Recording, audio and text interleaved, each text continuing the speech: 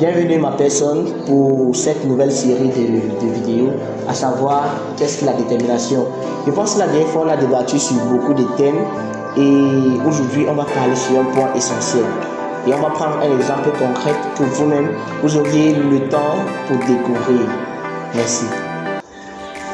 Alors, la dernière fois on a parlé de la détermination, qu'est-ce que la détermination, pourquoi être déterminé, et on a cité 3 règles, à savoir les règles qui minent à l'évolution de la détermination, à savoir la peur, la procrastination et également la perfection. On a eu à débattre sur ce point, pourquoi certaines personnes ont la peur d'être déterminées, également pourquoi d'autres sont limités à être déterminés et pourquoi d'autres ont l'habitude d'être indéterminés. Et on a vu rapidement résoudre ce problème avec un livre que vous voyez là-dessus en description. Et aujourd'hui, on va prendre un exemple palpable pour toucher du doigt. Et également, on va parler de Ricardo Kanyama. En fait, quand j'ai découvert ce livre, je ne savais pas la grande richesse qui était dans mes mains. C'était vraiment d'une manière bredouille, d'une manière, je vais dire ça comment, d'une manière par hasard que j'ai retrouvé ce document très important. Et je ne vous mens pas, quand vous devez seulement lire le préface de ce document, vous devez vraiment comprendre beaucoup de choses. Également, devant nous, nous avons le petit livre de Sylvain Wash qui est intitulé Les 7 étapes pour atteindre la liberté financière. Celui que je vous recommande également, et vous devez avoir le lien en description pour avoir ce livre. Mais aujourd'hui, nous allons parler de quelqu'un, d'un Africain, de Ricardo Kanyama. Et je vais un peu vous conter son histoire. Vous et moi, vous devez comprendre quelques petites lignes de son histoire qui a vraiment boosté son évolution. Aujourd'hui, Ricardo Kanyama est l'un des investisseurs.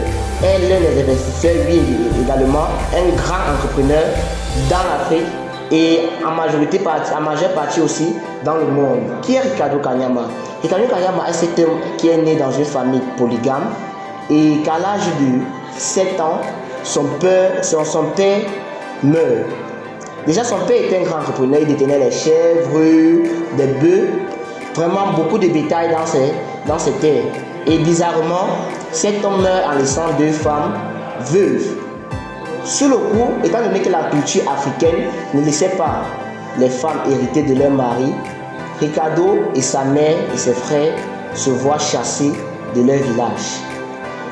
Bien évidemment, vous connaissez la réalité dure de l'Afrique. Mais ce qui marque dans l'histoire, c'est qu'en quittant de leur village, le seul héritage qu'ils ont reçu, c'était une chèvre. C'est d'où la même histoire commence. Quand Ricardo et sa mère et ses frères reçoivent une chèvre comme héritage, vous allez me demander à quoi bon va servir la chèvre. Ricardo et sa mère s'en vont dans le village natal de sa mère et de là vivent des légumes, eux auparavant qui étaient habitués de viande en abondance. La deuxième femme de son père quitte également le village où elle était mariée et retourne dans son village avec également ses enfants. Également, elle reçut aussi comme héritage une chèvre. Et le reste du troupeau se voit ainsi envahi par ses frères, les frères du défunt.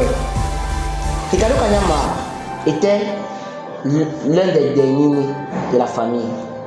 Et ce monsieur que vous voyez a su profiter de ses faiblesses pour être ce qu'il est aujourd'hui. C'est d'où le mot détermination. À l'état jeune homme qu'il était, il mettait la pression à leur maman. Non, mangeons la chèvre, il faudrait qu'on mange cette chèvre, il faudrait qu'on mange. Ils étaient vraiment dans le besoin, étant donné qu'auparavant ils étaient habitués à la viande. Il fallait vraiment qu'ils se nourrissent de cette chèvre. Sa mère, voyant ses enfants pleurer, voyant ses enfants se lamenter, voyant ses enfants se questionner pourquoi elle garde cette chèvre, était toutefois mal à l'aise. Mais, bien évidemment, après, sa mère décida de multiplier la chèvre. On va appeler ça un grand don. De la chèvre naquit un troupeau. Donc, on s'est rendu compte que l'histoire de la chèvre avec Ricardo Kanyama et sa mère leur a permis de suivre jusqu'au niveau où Ricardo Kanyama fut à l'université, où il étudiait dans cette université la philosophie. là n'est pas le plus grand problème. La question que vous devez vous poser, parce qu'on a l'habitude de dire nous sommes qui, on a l'habitude de dire non, je n'ai pas l'argent pour investir, on a l'habitude de dire non, mon père n'a pas l'argent, on a l'habitude de dire je ne connais pas. Mais quand on lit cette histoire du jeune Ricardo Kanyama, il faut faire dire jeune parce que à l'état où il était, il n'avait pas cet esprit, il n'avait pas cette conscience de comprendre le pourquoi sa mère gardait la chèvre. Je vous parle aujourd'hui de la détermination de sa mère. On comprend immédiatement que ceux qui voudront avoir les excuses auront des excuses et ceux qui voudront réussir auront ce qu'ils appellent la force en eux. Donc je te dis ce message aujourd'hui, toi qui me suis, de comprendre la force qui est en toi. Alors tu ne sais même pas, n'est-ce pas, ta chèvre où elle est gardée. Parce que je vais te dire aujourd'hui, tu as une chèvre où elle est gardée. Je prends un exemple simple encore maintenant. On a l'habitude de voir les jeunes qui se battent à investir vraiment un fameux capital qu'ils appellent le débrouillardise. Tu vas voir un jeune par exemple de janvier en novembre se battre dans la vie à accumuler une somme. Mais bizarrement en décembre, toute cette somme est gaspillée. On voit qu'il y a une différence. Donc je voudrais te dire, être déterminé, c'est savoir vivre différemment des autres. Être déterminé, c'est laisser la procrastination. Le fait de renvoyer à demain. Le fait de renvoyer à demain ce qu'on aurait pu faire aujourd'hui. Le fait de dire non, je suis fatigué. Le fait de dire non, mon père est mort, je ne peux pas. Le fait de dire non, je n'ai pas assez de ressources pour atteindre mes objectifs. Je voudrais te dire aujourd'hui, la seule et grande ressource que tu as aujourd'hui pour investir, c'est ton souffle de vie. Parce qu'en réalité, quand vous devez avoir ce livre, que bien évidemment vous devriez avoir le lien en description pour l'avoir, vous devez comprendre que après cette étape que Ricardo Kanyama a traversée, ça lui a permis d'être un grand homme aujourd'hui. Cet homme que beaucoup vont convoiter. Mais très souvent, on a l'art de convoiter la réussite de quelqu'un, mais jamais osé endurer les souffrances que cette personne a endurées. En lisant simplement le préface du livre de Ricardo Kanyama, j'ai compris si rapidement que je ne faisais pas encore beaucoup. C'est d'où j'ai cherché le lien de la détermination à l'endurance pour vous proposer cette vidéo. Je vais te dire aujourd'hui, ma personne, que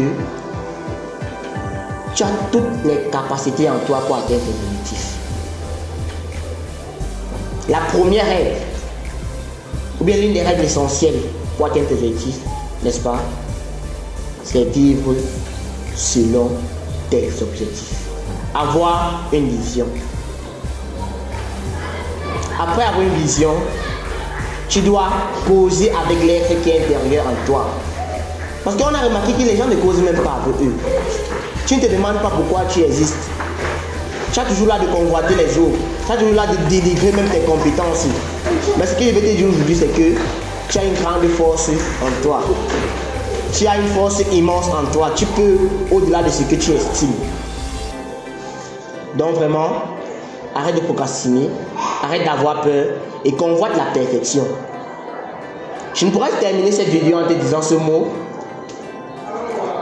de vivre d'une manière intelligible. Vivre d'une manière intelligible. Ne vis pas d'une manière intelligente, car il y a une grande différence. Le deuxième conseil que je peux te donner avant la fin de cette vidéo également, n'est-ce pas, c'est ce conseil de vivre pas comme les autres. La grande majorité va t'influencer. Tu serais mal vu, tu serais mis à part, tu serais, comme il veut dire, refoulé auprès des autres. Mais je voudrais te dire quoi à la fin. Quand tu sais d'où il y a ta vision, tu ne pars pas comme tout le monde. Tu ne travailles pas comme tout le monde, gros. Donc sache que, en connaissant où tu vas arriver, tu as déjà parcouru la moitié du chemin. C'est vrai qu'il y aurait des problèmes, d'autres vont te mettre à l'écart. C'est vrai, on va te dire que tu crois que tu fais plus que qui. C'est vrai, on va te dire que non, ce que tu veux faire là, on a déjà fait, ça n'a pas de lit. Mais ce sont les paroles des champions de l'échec. Ce sont les paroles des champions de l'échec.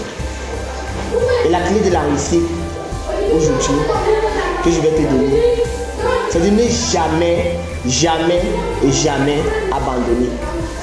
Ah oui, car celui qui a échoué en réalité, c'est celui qui a abandonné. Jamais celui qui a continué de travailler n'a échoué.